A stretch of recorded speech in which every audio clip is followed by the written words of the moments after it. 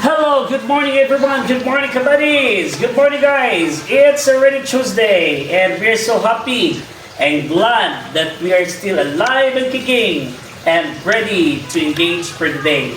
It's Tuesday guys, o kita tanan, daghan jud kaayo tag aspiration sa mga damgo, mga panganlis na kinabuhi.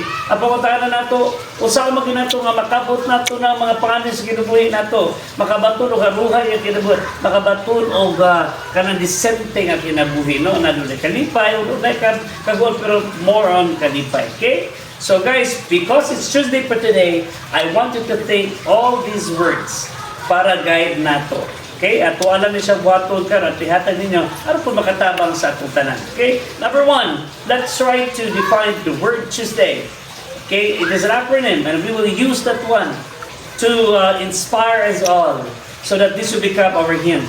In order for us to move and work in accordance with the will of God and in accordance with our aspirations too, no? Our needs. Okay, number one, T. You need to be trusting. Guys, nasa Bible, trust in the Lord with all your might, with all your soul, with all your heart, with all your strength, and lean not in your understanding in all your ways acknowledge Him, for He will make straight the path. Tingnan natin you guys, wala nahimo sa kinabuhi kung wala tayong pagsalig. Ang mga tao nga wala pagsalig sa Ginoo, nagpuyo sila sa kabalaka, sa kaguul, tanan na lang yung negatibo ang mabati nila, no? Dili na gid sila kamo sa kinabuhi way kay nakanunay naa sa kabalaka o kahadlok. But if you have that big trust in the Lord, you have already trusted yourself to the Lord, then God will take good care of you, right? So yun na. Letter U, you need to be understanding. You need to be considerate. And to become considerate, understanding, that's a skill, no? That's a gift. So pangayoon nato na sa Ginoo, Lord, in all your ways, in everything. Kaya mga challenges and problema sa kinabuhi, Lord, let it be, Father, you need to obtain a calm mind in order for me to work well, in order for me to get through all of these situations. Kaya usahay lagi, kung dili nato masabtan ang mga butang, usahay, kung mabanggaan tayo ng problema, mo lokapar kita. Ang ba nato, dili na mo bakot, nga naman, ikapoy na sa kinabuhi. But if you have that understanding, gift of understanding, then probably you can still work on, you can still move on with your life, no? Because at the start, you have this calm mind.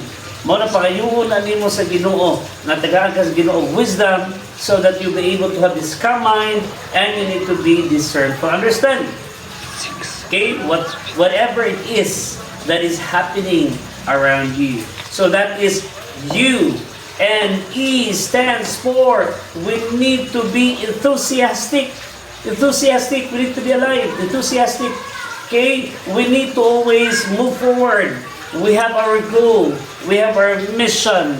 We need to be passionate in all our endeavor. Kaya bisa pa usaho nato, kung wala tayo gugma sa ito pagtrabaho, wala din mahimo, guys. No, wala mahimo. Everything will just be in vain. Yan naman, kaya wala kayo paghigugma. So you need to always be enthusiastic. You need to learn more about life. You need to study. Okay? You need to move on. You need to work very, very hard.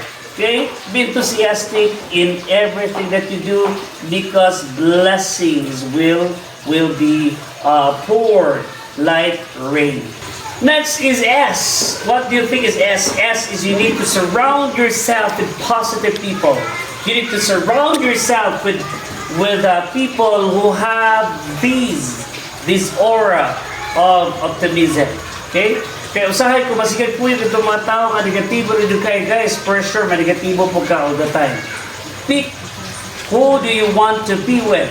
Kaya kaya mga tawhana, influential kasi magkinabuhi. Surround yourself with energetic people. Surround yourself with dynamic people. People who have the vision. People who have the mission in life. People who have the good character.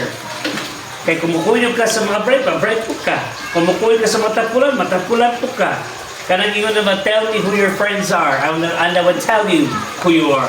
So be with person who have goals in life, who have aspirations, people who have really that plans in life. Okay? Kay aron kita guys, dili ta man to pawak na to sa lautan. So saya naghatag na to advice sa mga tao ra po kalibot nato, usahay po nagkapatarabay, sayo, masayo po ta sa ito kinabi. Make sure that you only give your big trust to the Lord and surround with the people of God. Kato mga tao nga makahatag nato og mga kayuhan sa kinabuhi aron natin kadibog din matagaltan nila og iya. Ganana guys, you need to surround yourself with people. D, you need to be dynamic. Dynamism. Keep going. You need to be dynamic. Okay? Dynamism means you have this one, you have the mind, you have the knowledge. Okay? You work comprehensively. You work well. You work feasibly. You work with sense. Nga naman, because you are dynamic.